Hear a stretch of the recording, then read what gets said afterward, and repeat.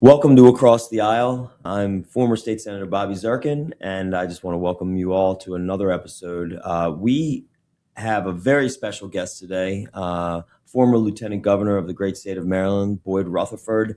I'm honored to have you here. Boyd, just want to tell you what this is all about. Across the Aisle is about what you're about, which is bipartisan, nonpartisanship, and reaching across the aisle, talking about issues from all angles and trying to kind of explore where to go. And so I can't think of a better guest to have than you. It's an honor to have you here. Well, Thank you. thank you. Thank you. I'm glad that you asked me. I'm honored to be here. So you give me all these accolades, but no, it's just great to be here. Well, let's start for those, it's been a couple years now, Almost four. Yeah, I've been out, it's like an eternity in politics to be out. They forget your name very quickly. Oh, yes, yes. You were the Lieutenant Governor of the state of Maryland for 8 years. Mhm. For those who don't remember your story, take us from how you got there and back where you were before that, and then also, kind of where you're at now. Okay. Before that time, I was practicing law. I was doing, kind of procurement law and then some advisory work, in kind of government affairs types of things. I had worked in the Ehrlich administration. I was the Secretary of General Services there. And that's where I got to be, I'd say, friends with Larry Hogan, who was the appointment secretary. So he was the one who, brought me in. Well, it was really Steve Krusevsky brought me in, but I had to work with Larry to get settled and then get our people in the department. But we developed a friendship during that time. We would go to cabinet meetings, often sit beside each other and complain about everybody else. I guess it was two grumpy old men.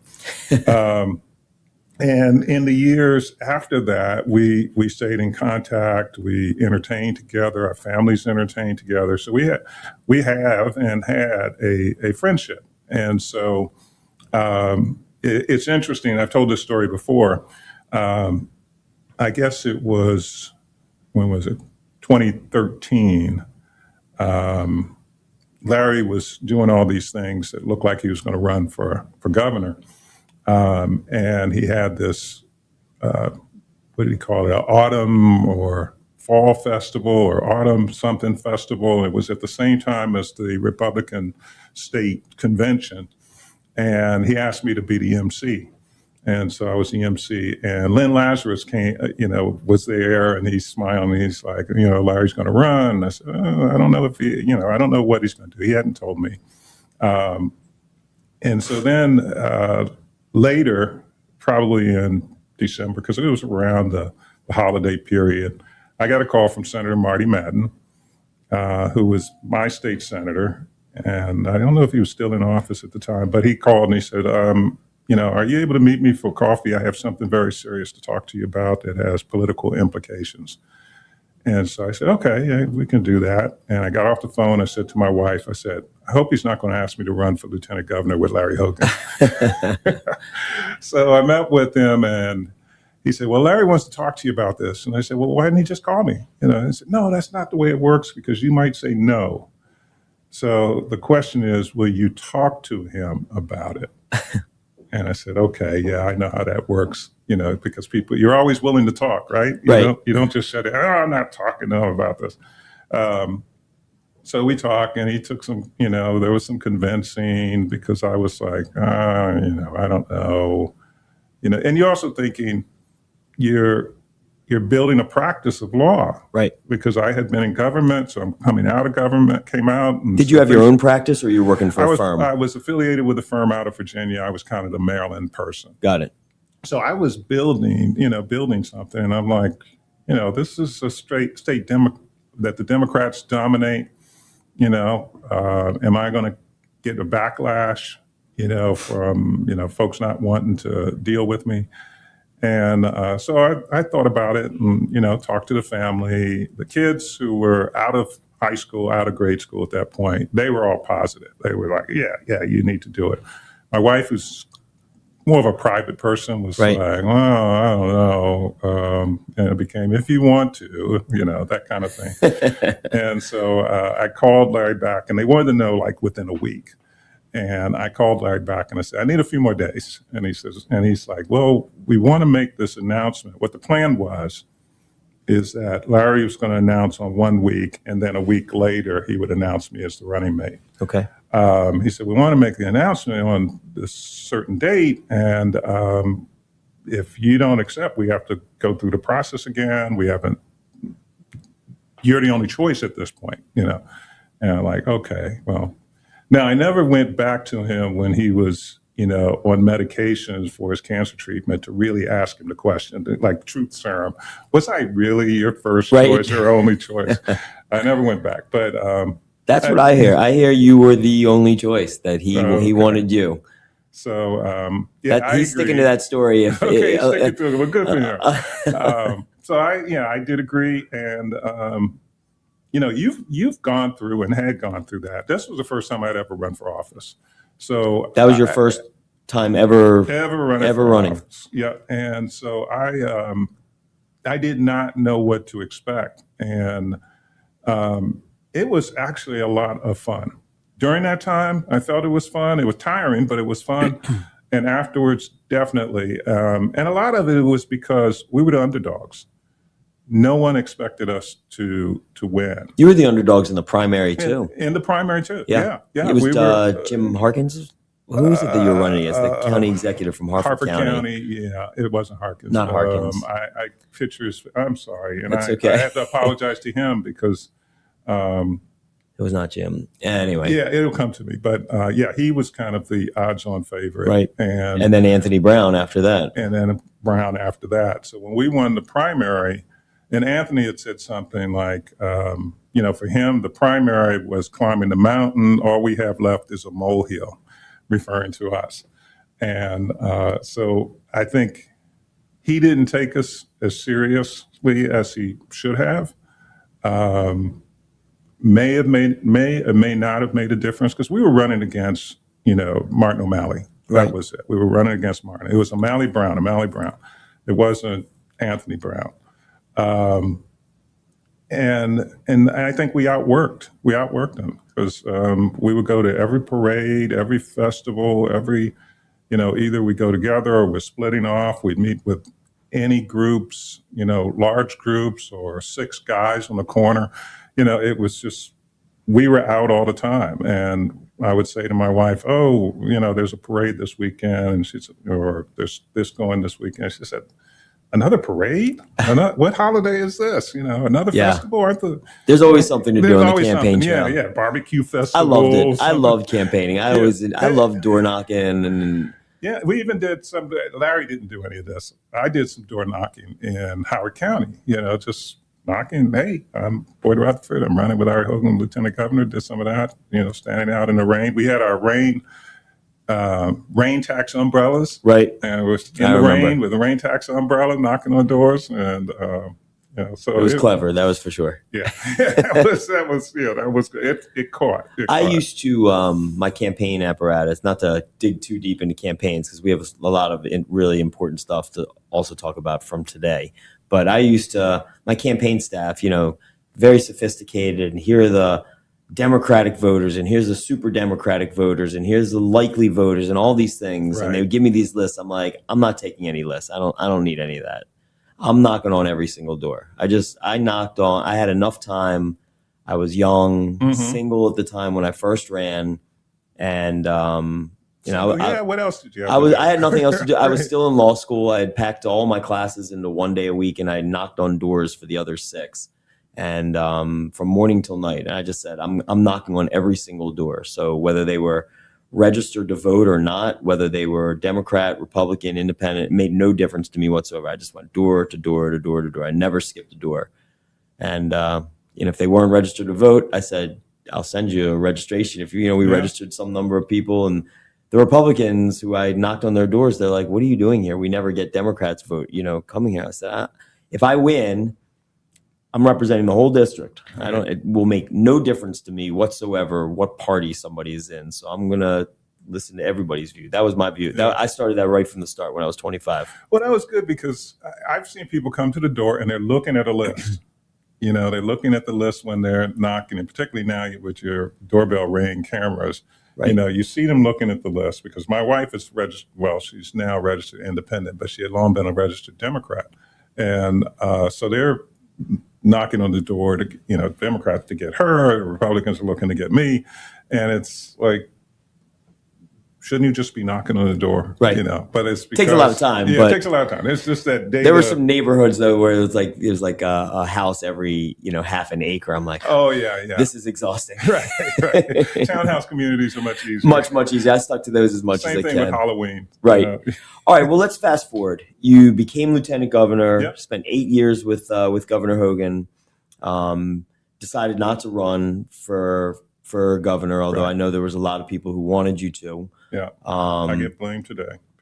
When people are complaining, there are a couple of people, they're friends usually, that are, if they're complaining about something in Annapolis, they say, It's your fault. Right. But I they get would have that. been complaining I get that against me. too, which is strange because I was just one of a lot of people down there. But anyway, right now, you and Larry, in my opinion, ran and governed as complete nonpartisans. Like it didn't make any difference whether the idea came from the right, from the left, from the Democrats, Republicans. Like the idea, you and I shared this view, and we've talked about it many times, that good and bad ideas come from both sides of the aisle, and the aisle really is completely meaningless.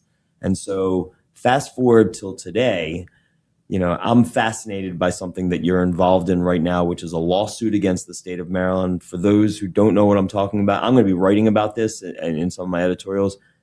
Can you talk about it? Tell everybody what this is all about. Yeah, the lawsuit is titled Bryson versus Moore. The governor is listed as a defendant in his official capacity.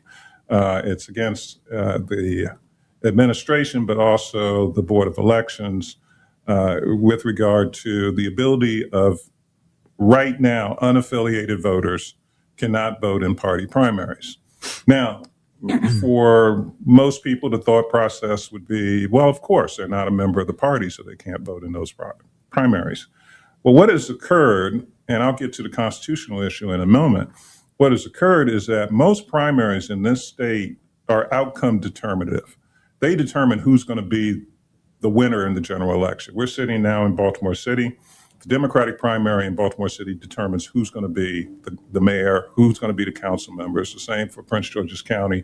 The same for Carroll County in terms of county commissioners. County commissioners in St. Mary's County is determined in the primary. They are Republicans. Carroll, St. Mary's, Hartford County, for the most part, are Republicans. But in strong Democratic districts, it's determined in the primary. So you have nearly 25% of those who are registered to vote in this state who do not have an opportunity to participate in that portion and selecting who's going to represent them in the highest offices in their jurisdictions, either their county or in the city. Now, or the state legislatures. And the state legislature. And, a lot of it, when it comes to the legislative districts, is primarily due to gerrymandering, that the, politicians have created districts that make for safe districts for themselves, large districts or smaller districts for themselves and the party, and funnel the minority firm into smaller districts, or, I should say larger districts. They'll, extend it a little bit so that they, this is a safe Republican district, these are safe Democratic districts. And, and so it locks in a sense of duopoly of the two parties. Now, there's been a growing segment of not just Maryland voters, but voters across the country that are saying, look, I'm, a pox on both houses. I don't want to be a part of this party structure. Going back to George Washington and John Adams, they were very concerned about the party structure. They called it factions. Right. That were being created, that were more interested in their factions than the good of the entire, fledgling democracy. Now, Maryland, unlike, the U.S. Constitution, has a provision that guarantees the right to vote. Article 1, Section 1, the first section of our Constitution, sets out the requirements for voting.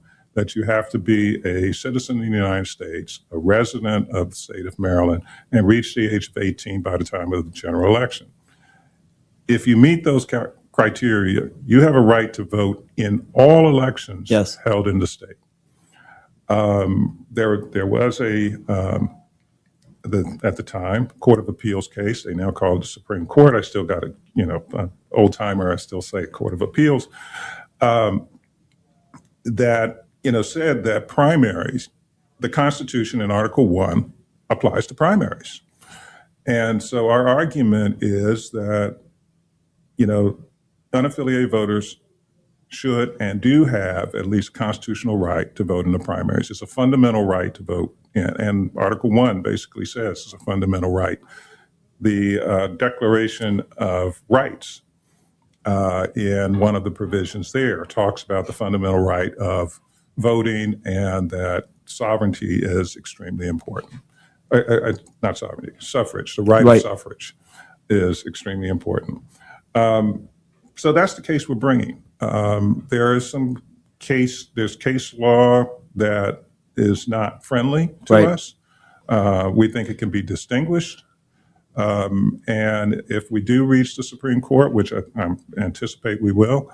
Supreme Court of Maryland. The Supreme Court of Maryland, right. The federal courts have not been as sympathetic with this argument. They have kind of left it to the states. Right. So if you already allow what are called open primaries, unaffiliated or independents, or have a top 2 or top 4 type of, then they will give the discretion to the state to say, fine, you can do that. There's no challenge. If it's the other way, like Maryland, that is a closed primary state, and we are one of now a minority of states that are actually closed primaries. I didn't know that. Yeah. The majority of states are now open? Our neighbor, Virginia is an open primary state. So many states, we're talking about Michigan. Michigan's an open primary state. And so a lot of the jurisdictions are open primary. The party structure doesn't like that because more and more people are leaving the party structures. And they are saying, well, this year I like that candidate who happens to be running under the Democratic banner. And they may be, I saw an article, I guess, a couple of days ago in The Sun, and there was a woman who testified about the redistricting measures and constitutional change. And she said she's an independent, but she leans Democrat. So that same person might decide that she doesn't like the people on the Democratic primary, listing, but she does like one person on the Republican listing and decides I'm going to vote the Republican because I feel, as she would say in her mind, I vote for who I think is the best person. Right. And that's what a lot of states do. So let me ask you I want to continue to talk about the kind of the nitty gritty of the law and how you think that this plays out. Because I know some of these cases, Sussman v. Lamone, for example, Right. which I do want to talk about because that, we've really had some bad cases in Maryland. That one is as bad as it gets. I tried when I was in the General Assembly to undo that because that was about judicial elections, which are supposed to be nonpartisan. And they called it partisan. And they ruled it was a partisan election. Right, like semi-partisan or whatever the language is. I feel like that they wanted the General Assembly to. That's a great example because. Essentially what we're talking about here, for those who don't understand, is like the judicial elections for circuit court judge are often determined in the primary. Not that because they're running as a Democrat or Republican, but if you win both the Democrat and Republican primaries, the election's over. Right. And there is no general election. And so all the independent, unaffiliated voters are completely disenfranchised because they have no opportunity to participate at all in a lot of the elections. Right. And so... And let me just add to that. Radically unconstitutional, in my opinion. As we keep jumping on the Sussman v. Lamone, is that if you were an unaffiliated, a person who registered to vote as unaffiliated with a party, and the governor decided to appoint you to be a circuit court judge, you met all the qualifications, when your name pops up the next year for the retention election, your name is going to be on the Republican and it's going to be on the Democratic primary ballot. You can't vote for yourself. You can't vote for yourself. So that's about as ridiculous as it could be. And Judge Bell, at the time, he objected to that, as well as the fact that they were they called it a partisan election. I feel like they wanted us, and I always said this, I'm not 100% sure I was saying it correctly, but I assumed from some of the language in Sussman v. Lamone that they were asking the General Assembly to fix it Right. and to make this right. And the General Assembly wouldn't fix it. And the reason they wouldn't fix it is because there was a certain faction of folks who didn't think judges should be elected. I actually was one of those people who didn't think that judges should go through election for a host of reasons. But I always said, if you're going to keep these elections, you have to fix it and make sure everybody can vote. Right. But then they got into the, well, should they all have to just run in the general? Is there going to be the type of thing where you send a couple through? You know, how does it work? What are the numbers and so forth? And everybody had their own ideas, and nobody could get a majority on it. And so every single year, despite the fact that people understood that independents should have a right to participate, at least in the judicial elections, it never got fixed. And it still isn't fixed to this day. No, it's not. It's not. And so I was going to say, if, when we get to the Supreme Court, we would be asking them to overturn Sussman as well as Hennigan in 1946 case that Sussman followed in certain respects. So, the times have changed significantly from even when Sussman was decided. At that time, there were about 400,000 registered voters who had registered as unaffiliated. At this time, it's about 1 million, and so from that time frame, about, I think, less than 20 years ago, it has more than doubled in terms of the amount of people who have chosen to leave the party. It's going to get worse too. I mean, no, I'm sorry. I don't mean to say it like that. It's going to get, in some ways, I think it's going to get better. I think the more people that are willing to say, I am not affiliated with this party or that party, and I'm not going to follow them like blind lemmings. Like, I just think that's a good thing for the democracy. But, it's interesting. I did a podcast with Stuart Pittman, chairman of the Democratic Party, and we were talking about this, and we talked about your lawsuit a little bit, but we were talking more about the policy of it. And he said, well, that in the law, both state and federal, there's essentially has created this this two-party system. I said, of course they created the two-party system.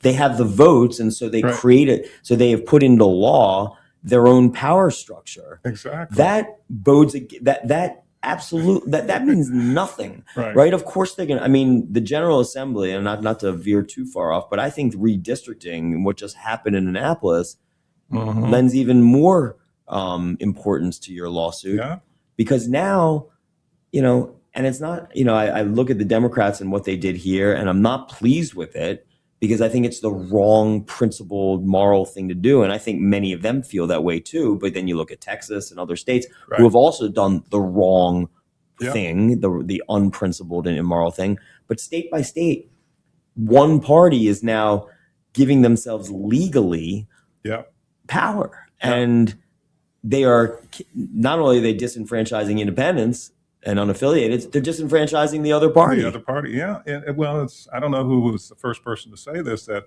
power corrupts and absolute power corrupts absolutely. And that is, I mean, we were all raised as kids that two wrongs don't make a right, and if your friend jumps off a bridge, you're going to jump off a bridge too. Well, if it looks like fun, maybe, but no. But it's, those were the things that you were taught, that you, just because someone else is doing it. And what makes you different than, if the big argument is we need to stop Donald Trump, what makes you different from Donald Trump?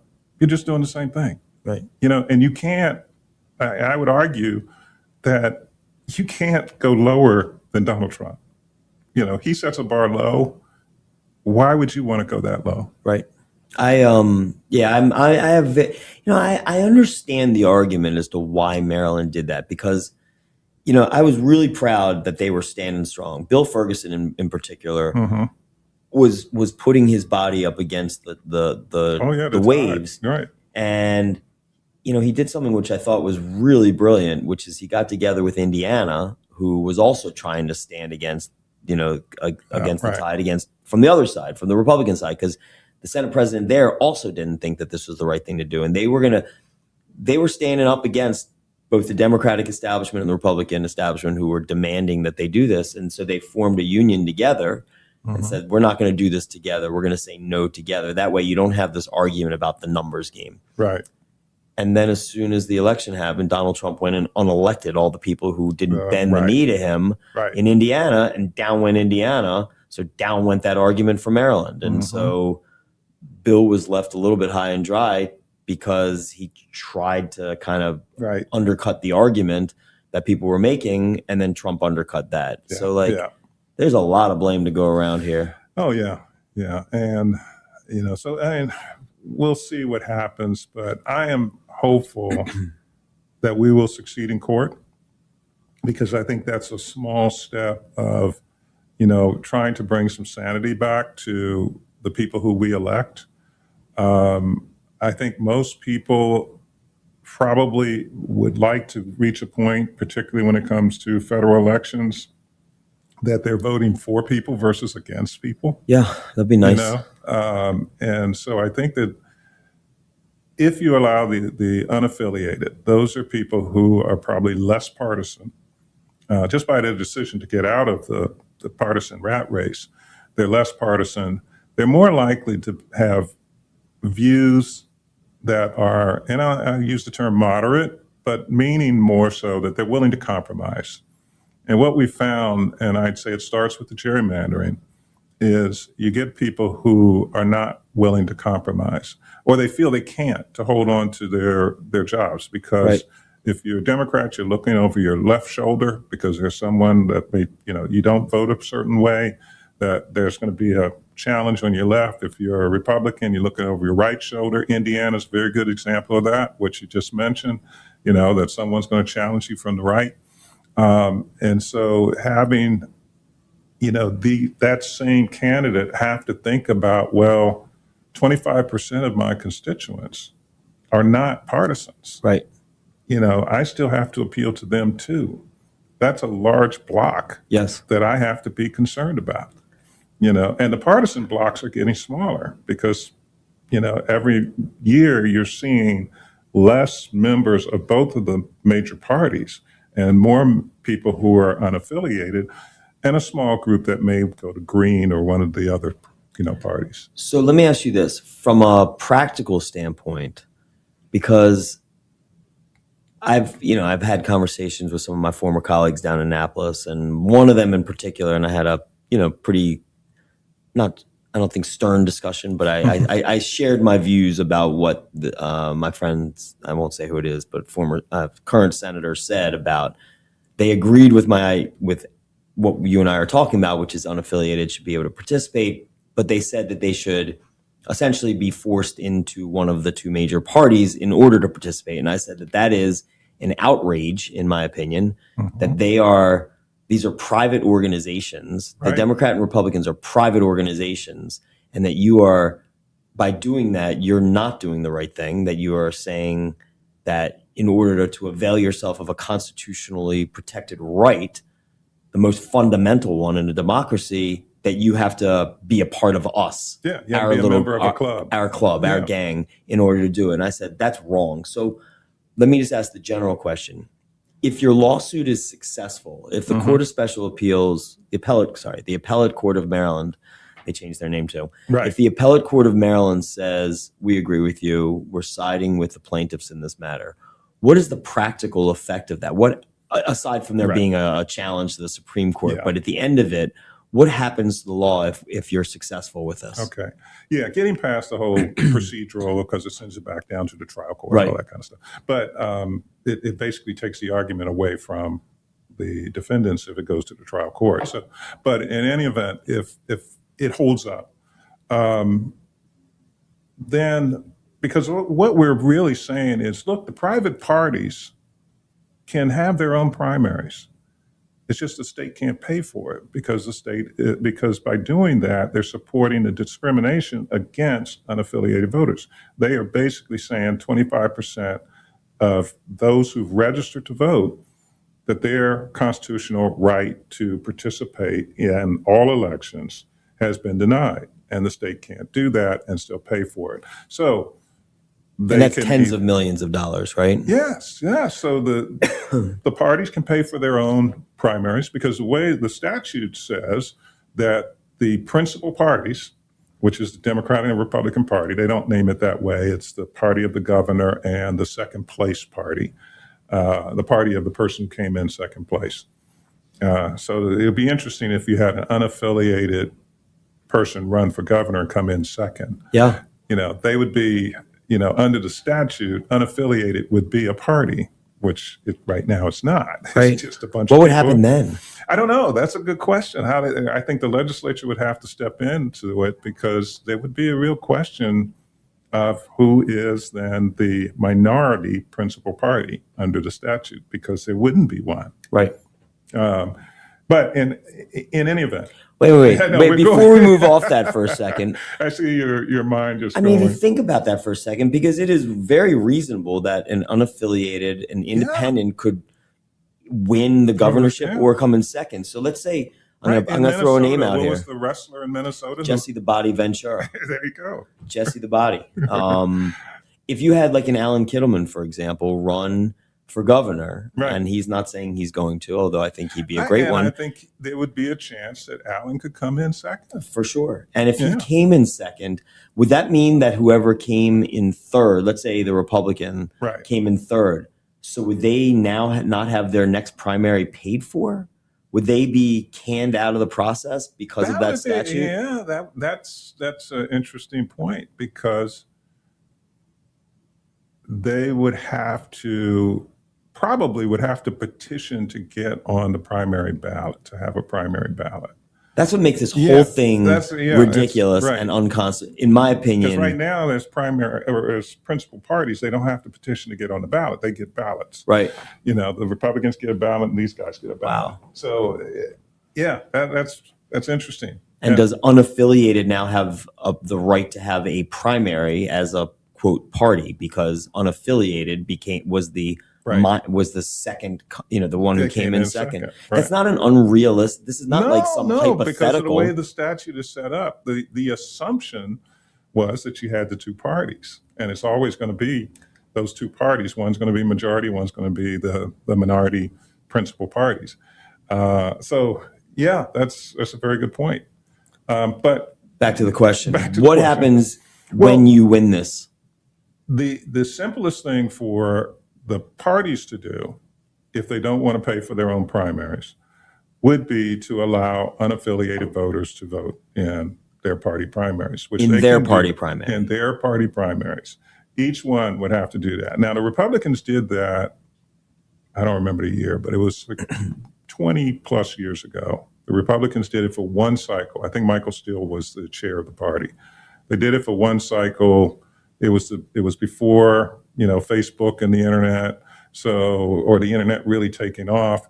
So there was not much publicity about it. It would have allowed or did allow unaffiliated or independent voters to vote in the party primary. It happened one time, it ended.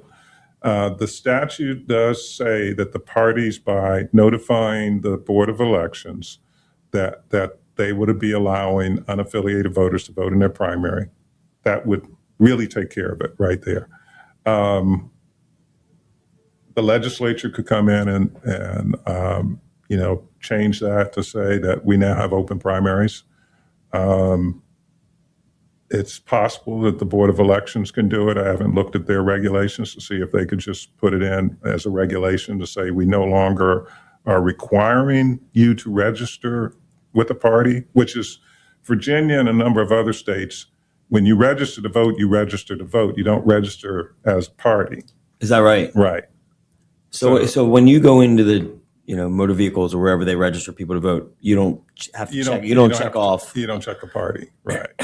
That's the way it should be. Right. So you're a registered voter. And so if there is a primary, and see, you may have heard, and sometimes Virginia will have the parties will have a convention to nominate their person. They have that option to do a convention to nominate. The smaller parties, minority parties in Maryland, not the Democrats and Republicans, they have the option of doing conventions to nominate who they want as the Green Party candidate or the Libertarians. So I don't understand. So like as a candidate, you have to say Governor Spanberger, she went through a She went through a primary, I No, assume. she did not. She did Tell me how not. the. I See, don't, I don't understand. and I haven't I'm going to studied give it. you a system that I love Yeah, because I'm I know. intrigued We'll by get all to the that. different systems that are Yeah, out there. But like, I haven't studied Virginia. I've only from afar looked, but I haven't really delved into it. The last governor's race, because there were no candidates in either party there was only one candidate in both parties that had signed up to run, that they did not have primaries. oh, okay. Spanberger didn't have one, and I forgot her name, the former lieutenant governor. They didn't She even did. have some random person that ran No, against yeah, them. Nothing. yeah. In Zero. Maryland, you'd have a random person, but no one ran. No one signed up. There was one. I know on the Republican side, there was at least a state senator, I think, who threatened to, And and then didn't. she backed out. Maybe the party structure said, hold your fire, but And so there was no they primary. didn't have a primary. They just So they're here's so in a sense you save money. We Right. would have a primary with one person on the ballot. right, and spend tens of millions of Right. dollars all across the state of Maryland, but just for those two. Here's my concern. My concern. So and this is a policy argument, maybe more than a legal one, but I do think I get what the statute says, Mm-hmm. but you talked about what the Constitution says in Maryland. Right. And it seems like that's a fundamental right Yes.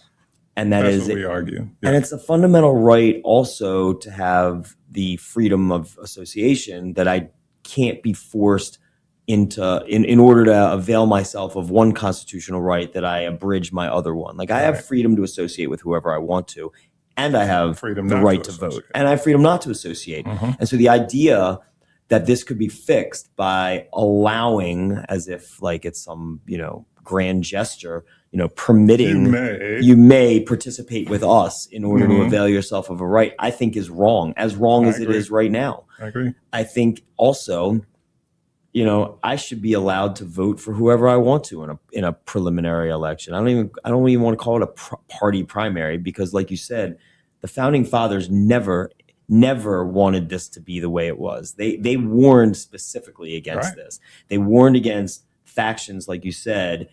I'm not even sure they envisioned that the factions that they were concerned about would put into law their own power Right. and legally keep people from availing themselves of the most fundamental democratic right. So here's my solution. I'm curious your thoughts. I think the state of Alaska has this right.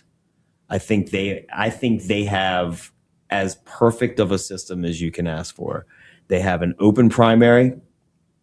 Every candidate has to run, because I could never stand the idea that I went through a primary and then somebody could just stick their name in the general anyway, so they didn't have to bother going through it. So like every candidate has to run and every person can vote. Every single person that meets the criteria, Mhm. age and citizenship and all those other things can vote, and you vote for whoever you want. If I like the Republican candidate or the Democratic candidate or the purple candidate or whatever, I decide who I vote for because that's Right. my right as an American.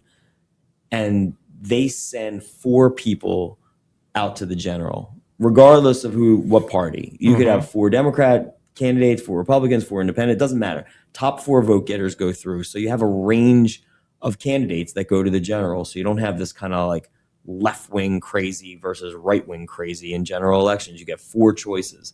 And then they do that ranked choice voting up there so that I get to say, all right, I like person A, but if person A doesn't win, I like person B. And if person B doesn't win, I like person C. And person D, can't stand that person. They're my number 4. And in that system, Can you leave number 4 off? You can do whatever you want. Oh, okay. Yeah, you have the right to do whatever so you, you can just want. Vote 1 if you want it. You can just vote 1 if you want to, in Okay. which case, if your person, the way that it works is somebody has to get 50% after the Right. general. And so if I go, if I rank 1, 2, 3, and 4, if my person 1 gets eliminated because they, after all the votes are tallied, person 1 came in 4th place. That's my guy, but he got crushed. Right.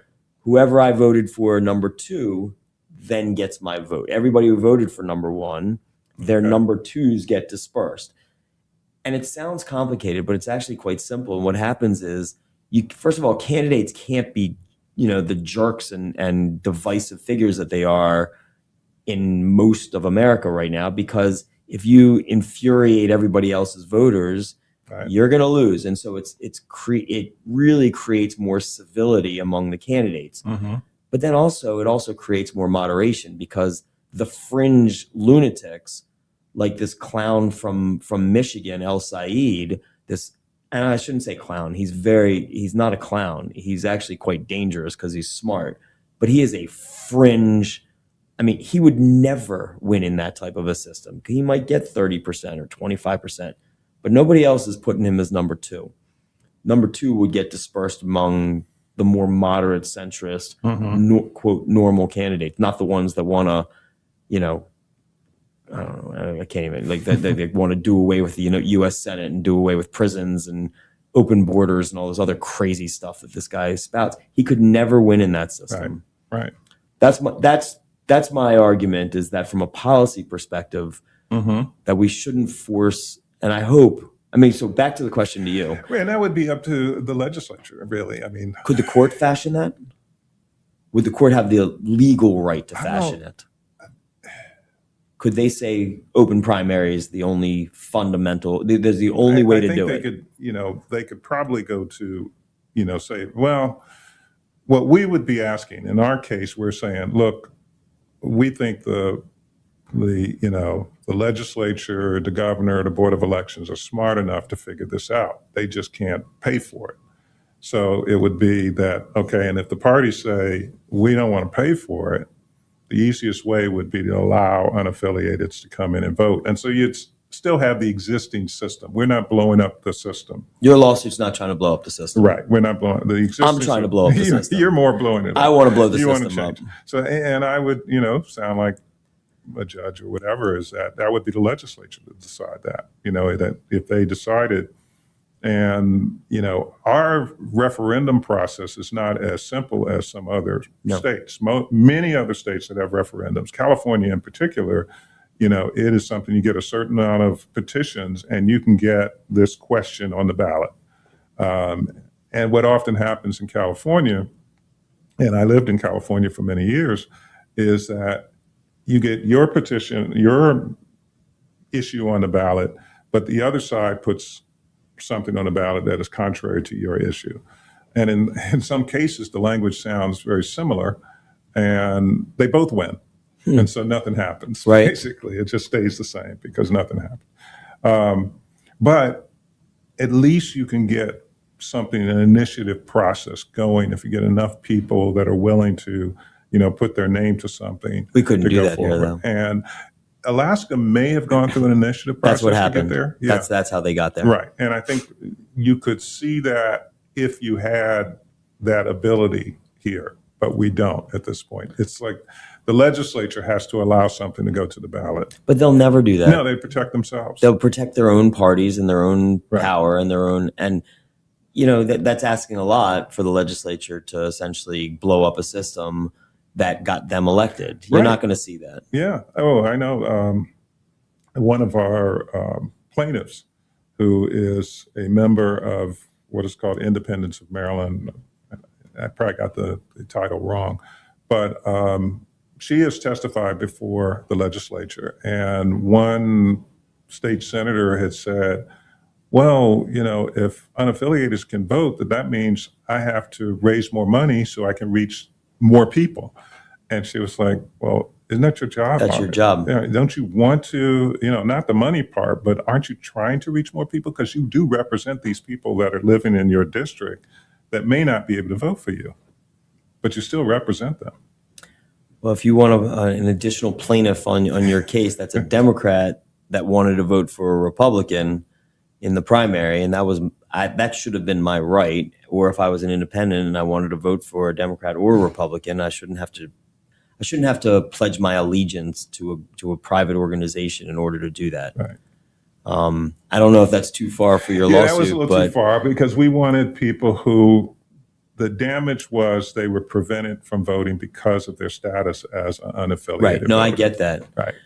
Because we had a lot of people that came to us who they did that switching back and forth. Right. They normally, like today, they're probably unaffiliated because they've switched back. But then in 2 years, they'll affiliated with one party or the other because they want to vote this way. Um, so yeah, we had that, and we said, oh, unfortunately, we can't. You can help by writing letters to the editor, and talking to your neighbors, and calling your council person or your state senator or delegate, telling them how you feel about this. I said, but being involved in the suit, just support us on the outside. I think what would be interesting. I always found it when there was a movement in Annapolis. That's when when people started listening. If the unaffiliateds got together and said, you know what, we're not voting for you unless you pledge that we have the opportunity to vote. I think that is as fun. Like my wife is an independent now. Mhm. She was a Democrat, so she could vote for me in the primary or vote against me. I don't know. Maybe she voted against me. Maybe. But if the unaffiliateds got together and said, and there was a campaign to say, you either support this or we're going to vote. We're going to vote for your opponent in the general. Mhm. And we got 25% of us, and if you don't pledge and actually follow through with giving us the opportunity to vote, not by joining you, but just having the opportunity to vote in every election, we're going to vote for your opponent. Well, We'll I support think the one who gives us. the opportunity for doing something like that is with this constitutional amendment. That if unaffiliated, gather and realize this isn't just an assault against the Republicans. This is also an assault against you, because it's solidifying power in one party. Yeah.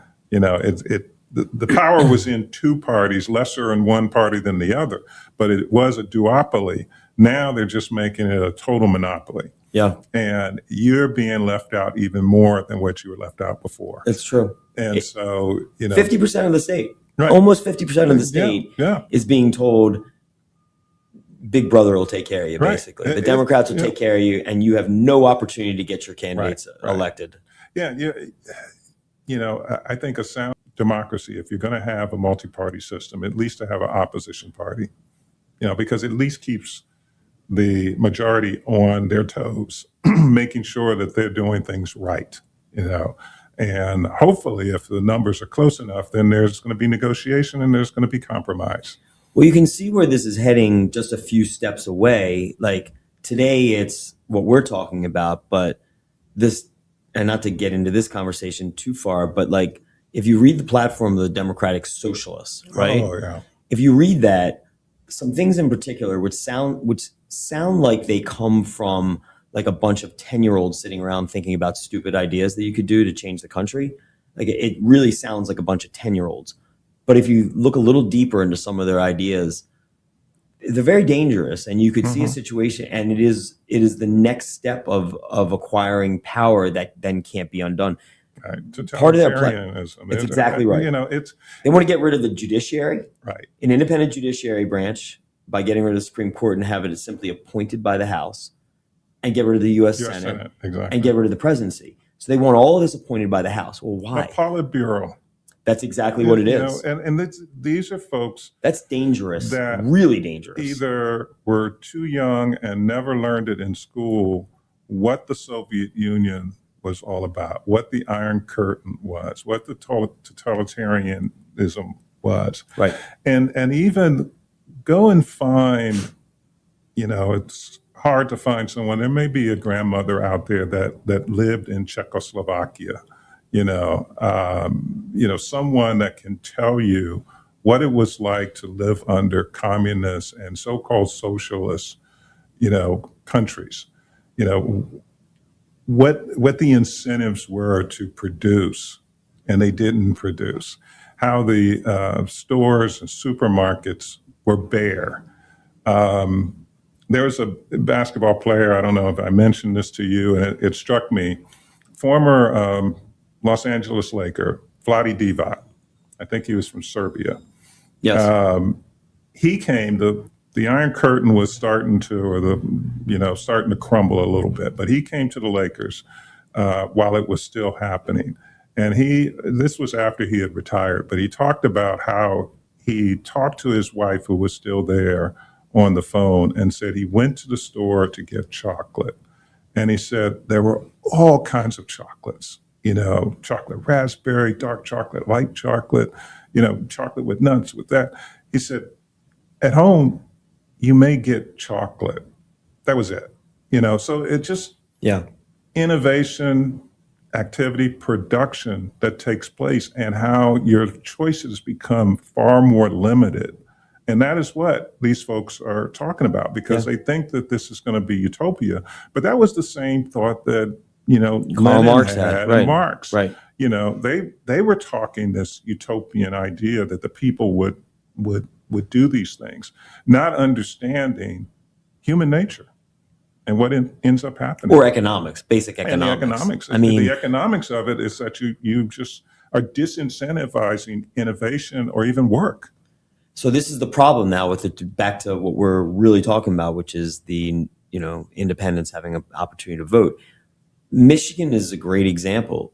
I mean, there's so many examples around the country right now where you have these like fringe candidates being elected by, in both parties, being elected by a A fraction fraction of the group, of the right? electorate, Right. because unfortunately people don't come out in primary elections, and the parties have set up a system that whatever it is that those primaries say, those are your two general candidates. And so they get paid for, like you said, and by the states. They are enshrined in law, sometimes in the Constitution, as they're trying to do here in Maryland. And so you end up getting some candidate from the far, far left that most people in the Democratic Party don't like, and then somebody from the far, far right. And so it ends up being like, well, I Yeah, guess that's my I'm gonna group. support the party nominee, and Right. they chastise the other people who are elected that are in another part of the state, have a different constituency, or another part of the country, a different constituency. Are you going to support the nominee if wackadoodle guy becomes the nominee? Are you going to support? I'm going to support the Democratic or Republican nominee. It's like, where's your line? Right. Where's that line to say, no, I'm not going to support that guy. That's right. And And you don't have choices. And you can even say, I don't know if I'm going to vote for the other party's person, but I'm not going to support him or Right. her. That's I mean, we've gone crazy when you have, this is a perfect example, this Abdul El Said, who is about as despicable of a candidate as I've ever seen in politics. He is like, to me, he's the same thing as Louisiana's old David Duke. Grandmaster, to me, they're exactly the same candidate, just new generation. One's, more well spoken and better looking and all the rest. But at the end of the day, they are one and the same. And Chuck Schumer, who I had a tremendous respect for, is supporting him.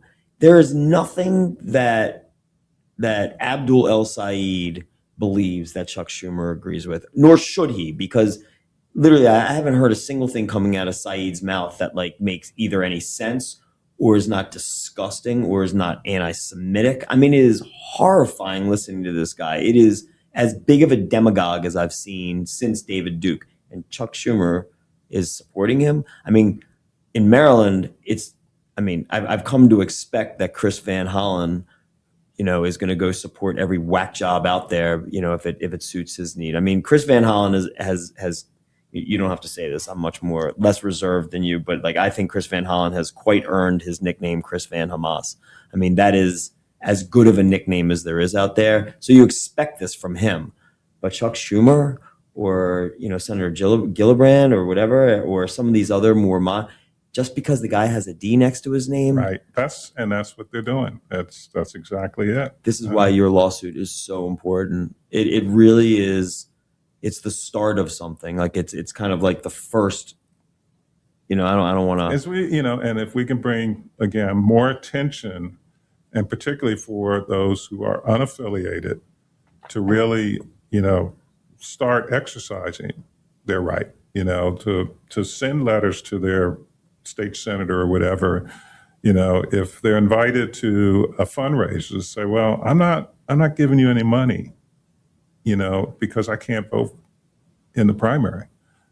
Why should I support you if you're not going to stand up to work with me? Right. For my fundamental right. Right. A fundamental right. It's like, just call me or send me a letter or we'll talk about your issues, blah, blah, blah. It's like, yeah, you can tell me anything, but I have no ability to remove you if you don't do what you say you're going to do. Is there a legal argument? And I know this is not your lawsuit, and you don't have to comment on anything I ask you if you don't. Okay. You know, I don't want to get you, upside down with anything you're going to be doing in the court. But is there a legal argument for somebody like me, who's a registered Democrat, and I want to stay as a registered Democrat for whatever my reasons are, but I want to vote for somebody else in the preliminary election, in the primary election? Is there a legal argument that says you're forcing me to abridge one fundamental right for another? Like my Yeah. freedom to vote is being abridged by my freedom of association.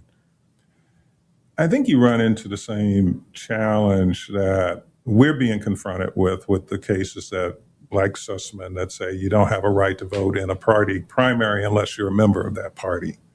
Now, we feel the underlying case in that statement was dicta, that it wasn't based on any analysis other than to say this is the way it was always done before there were primaries. And it's like, yeah, before there were primaries, they weren't paid for by the state. The parties paid for it. So then the legislature, who were made up of Democrats and Republicans, said, oh, let's create a party process or a primary process, and we'll have the state pay for it. Yay! You know, so they bailed themselves out. Yeah.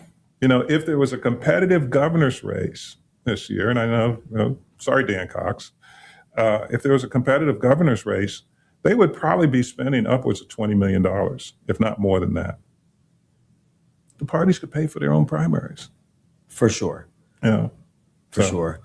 I guess, and is there like, I don't know, I'm just trying to think through all the different hypotheticals. Like I'm a Democrat. I want to run, and I don't want to participate in the primary election because I'm more of an independent type of a Democrat.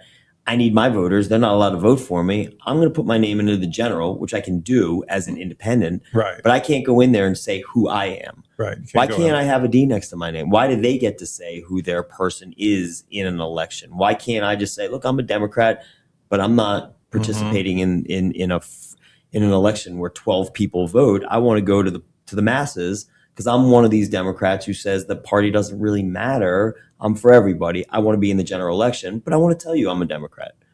Why is that not permitted? Like, why is that they're just a private organization gets to say how I refer to myself on the ballot? Right.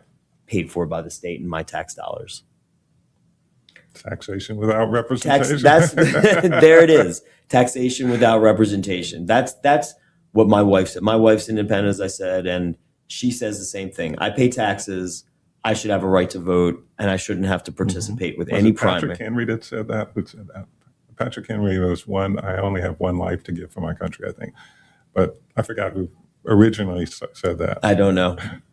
I remember though in the Federalist Papers the warnings about what we're talking about. Yeah. That I remember. I can't remember which number it was, but in the Federalist Papers, Madison talked about the concern about factions. Now, he eventually switched to join with Jefferson, who then kind of was behind a lot of that party faction.